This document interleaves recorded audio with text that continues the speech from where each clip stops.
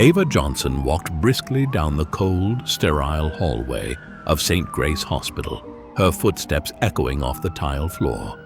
She wore her light blue nurse's uniform, her neatly tied hair resting at the nape of her neck.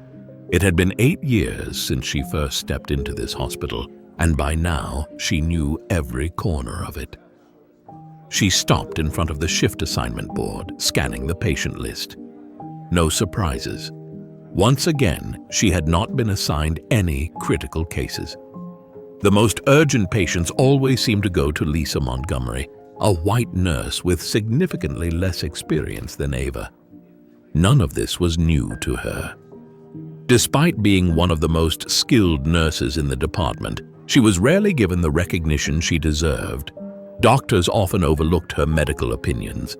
Her colleagues never openly mistreated her, but the sidelong glances and hushed conversations behind her back spoke volumes. Ava took a deep breath. She had learned to block out the whispers, to push past the silent doubts that clung to her every step. In medicine, she believed that only skill and dedication should matter. A loud alarm from the emergency ward snapped her out of her thoughts.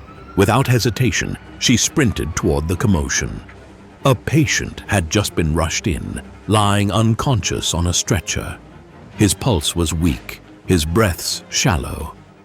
Other nurses gathered around, but the lead physician had not arrived yet. "He's crashing! His heart rate is dropping fast," one of the nurses shouted. "Where's the doctor?" another asked, panic creeping into her voice. "He's still in surgery! No one's available right now!" Ava glanced at the chart in her hand. Daniel Carter, 62 years old, a highly influential businessman. His heart rate was plummeting. There was no time to wait. If no one acted immediately, he wouldn't survive. "I'll handle it," Ava said firmly, leaving no room for argument. She quickly assessed his condition and gave an order. "Get me epinephrine now!" "It's ready," a nurse responded. "One moment! Push it fast!" Ava leaned over the patient, pressing firmly as she began chest compressions.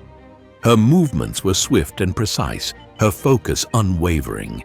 The heart monitor beeped in slow, irregular intervals, a grim reminder of how little time they had. "Prepare to shock him!" The other nurses followed her lead, their breaths held as the electrical current jolted through Daniel's body. Once, twice. The heart monitor spiked. Ava held her breath. 1 second, 2 seconds. Then, a steady rhythm returned. His heart was beating again. Relief flooded through her, but before she could step back, the door to the room burst open. A middle-aged woman in an expensive dress rushed in, followed closely by a tall, tense young man. "Where is my husband? Who saved him?" the woman screamed. A nurse instinctively pointed toward Lisa Montgomery, who had just walked in to check on the patient's vitals. Eleanor Carter immediately grabbed Lisa's hands. "Thank you. We're so lucky to have you here." Lisa hesitated. She knew Ava had been the one to resuscitate Daniel, but instead of correcting the misunderstanding, she simply nodded. The Carter family fully believed that Lisa had saved Daniel. No one told them otherwise. An hour later, Ava returned to check on the patient. She didn't dwell on the misunderstanding. What mattered was that Daniel Carter was alive.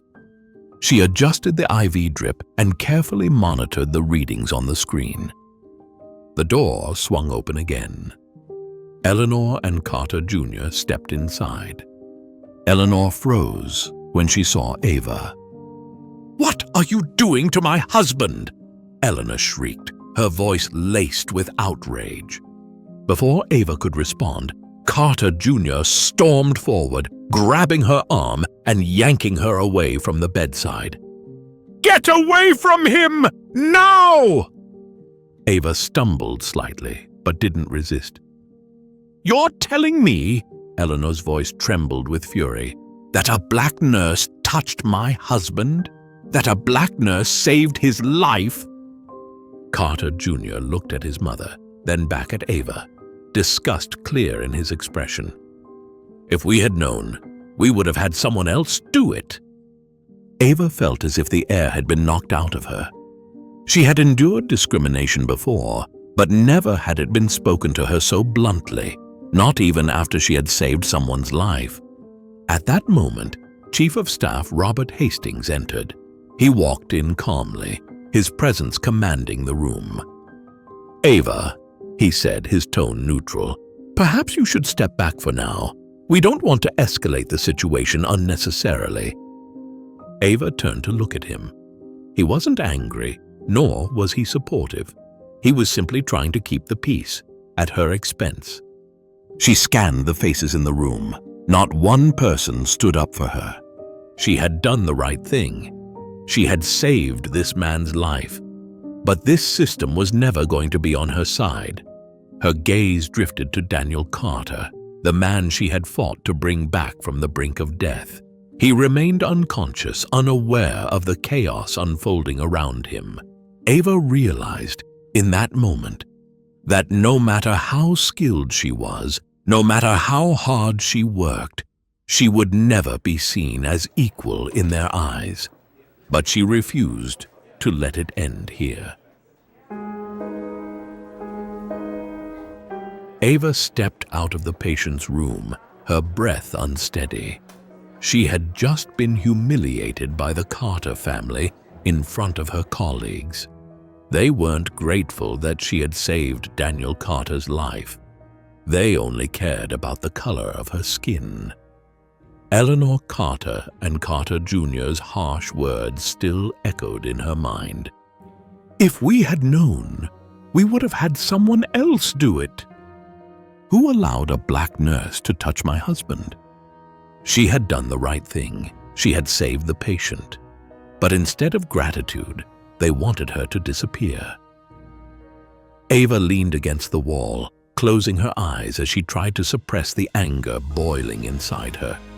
This wasn't the first time she had faced discrimination, but this time, it pushed her to the edge.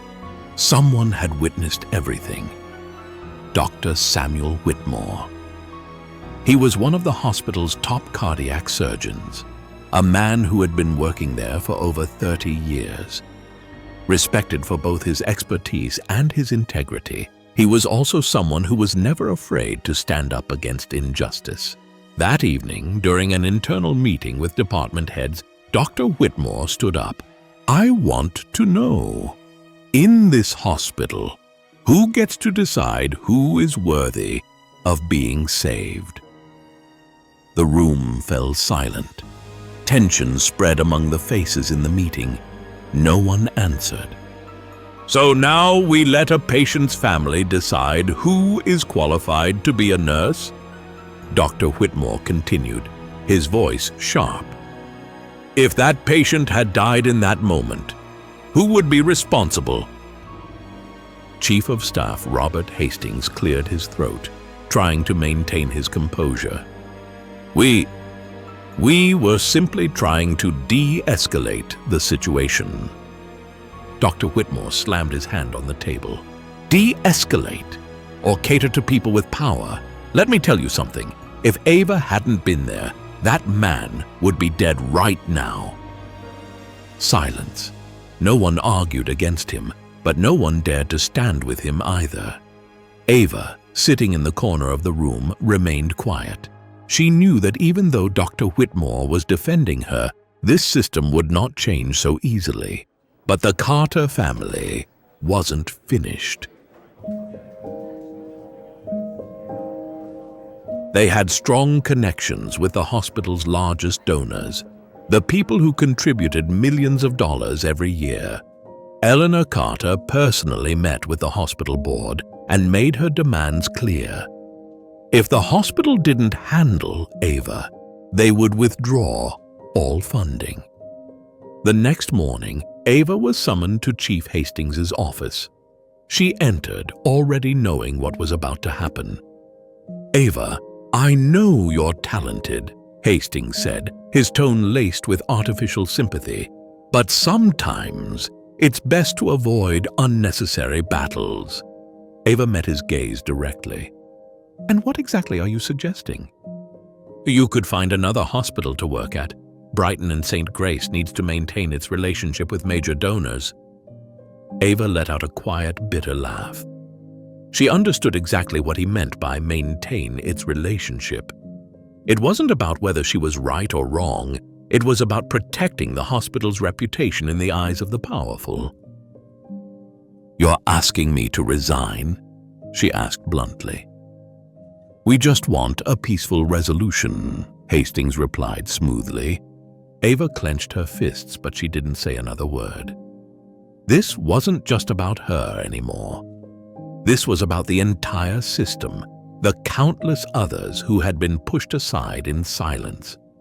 The confrontation between Ava and the Carter family had caused a deep divide in the hospital. Some staff secretly supported her, but none dared to speak up. Lisa Montgomery, the nurse who had taken over Ava's shift, dismissed the situation entirely. "She's making a big deal out of nothing," Lisa told a group of nurses. "This won't change anything." Some doctors remained silent, afraid of jeopardizing their careers, but not everyone. Dr. James Lee, a young physician, approached Ava. "We all know you're not wrong," he told her, "but in this system, being right doesn't matter. Power does." Ava clenched her jaw. She was beginning to understand. This wasn't just about her or a single patient. This was about the entire institution. Under increasing pressure from the Carter family, the hospital board held a private meeting. And the result? Ava received an official indefinite suspension. She sat across from Hastings in his office, waiting for the inevitable decision. "Ava Johnson," Hastings said, his tone devoid of emotion, "the hospital has decided to suspend you indefinitely for inappropriate behavior toward a patient's family and for causing unnecessary tension in the hospital." Ava felt numb.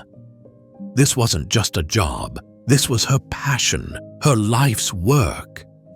Dr. Whitmore stood up, furious. "You're destroying this hospital's reputation with this decision. Don't you see that?" But no one listened. The decision had already been made. Ava had to go. Before leaving Hastings' office, she turned around, her eyes cold and unwavering. "They want me gone," she said. "They'll regret it." Because she had no idea. Something far bigger was waiting for her. Ava Johnson walked into the St. Grace Hospital boardroom with an astonishing sense of calm. After everything that had happened, she had nothing left to lose. The hospital board had called an emergency meeting to decide her fate, and this time they weren't hiding the tension in the air. The Carter family sat in the front row. Eleanor Carter crossed her arms, her eyes cold and unwavering. She had demanded that the hospital fire Ava immediately. Beside her, Carter Jr. sat with a firm expression, his posture rigid with determination.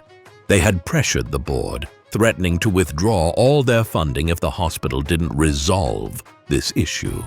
Ava took her seat, her gaze sweeping across the room. Dr. Hastings, the department head, sat at the center of the table, his face tense. Some board members nodded in agreement with the Carter family, while others remained silent, avoiding eye contact with Ava. "She shouldn't even be here," Eleanor Carter spoke, her voice laced with disdain. "This hospital doesn't need troublemakers like her." A few board members nodded, as if they had already made their decision before the meeting had even started. Dr. Whitmore, the only one willing to stand up for Ava, spoke firmly. "She has every right to be here. More than anyone, Ava put the patient's life above everything else. Ava remained silent. She was waiting for the most critical moment. As the meeting reached its peak, Dr. Whitmore suddenly placed a folder on the table, sliding it toward the hospital board. "Before you decide Ava Johnson's fate, there's something I believe you should know." The room fell into complete silence. Ava frowned slightly, unsure of what he was about to reveal. Dr. Hastings opened the folder. For a moment, he froze, his face turning pale. The other board members leaned in to read the documents, and almost instantly, a wave of shock rippled through the room. Ava was no ordinary nurse.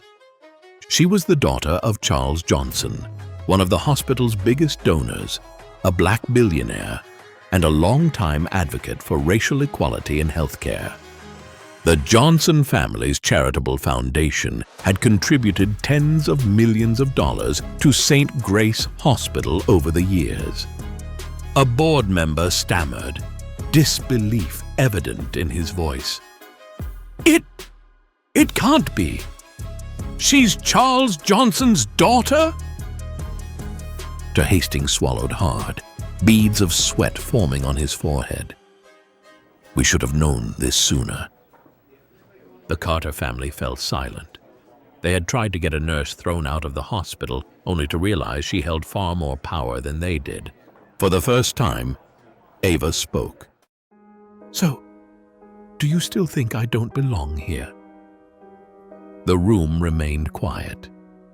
No one uttered a word. The power dynamic had shifted. Ava was now the one in control. Under pressure from Dr. Whitmore and the shocking revelation of Ava's background, the hospital board was trapped in a difficult position. One board member hesitantly spoke. "Perhaps we were too quick in suspending her." But Ava wasn't going to let them escape accountability so easily. "I don't care if you change your decision about me," she said, her voice unwavering. "What I care about is whether this will ever happen to someone else again." The hospital board was left with no choice but to act. Dr. Hastings was forced to resign for mishandling the situation. The hospital announced major policy changes. No more racial discrimination in patient care and staffing. Establishment of an Ethics and Diversity Committee to oversee and protect employees. Implementation of mandatory diversity and inclusion training for all hospital staff. The Carter family, now under immense public and institutional pressure, was forced to issue a public apology to Ava. Carter Jr. lowered his head, his voice subdued. "We were wrong. I hope you can forgive us." Ava met his eyes, her expression unwavering. "It's not about me. It's about every black nurse and doctor who has endured this for too long. Make sure this never happens to anyone else again." For the first time, Eleanor Carter bowed her head. She understood that her family had been in the wrong. A week later, the hospital held a ceremony to honor Ava for her dedication and courage. The Charles Johnson Foundation announced that it would continue funding the hospital, but only if it genuinely committed to reform. Ava was appointed as an advisor to the Ethics and Diversity Committee, overseeing the implementation of the new policies. She hadn't just reclaimed her dignity, she had changed an entire system. Standing on stage to receive her award, Ava looked out at the crowd. "Justice doesn't come from apologies," she said. "Justice is when no one has to apologize for this ever again." On the hospital wall behind her, a quote from Dr. Martin Luther King Jr. appeared. "The arc of the moral universe is long, but it bends toward justice." Ava smiled, knowing that the fight wasn't over. but that she had just taken a system-shaking first step. Stand up when you are rejected, because tomorrow you might be the one making the decisions.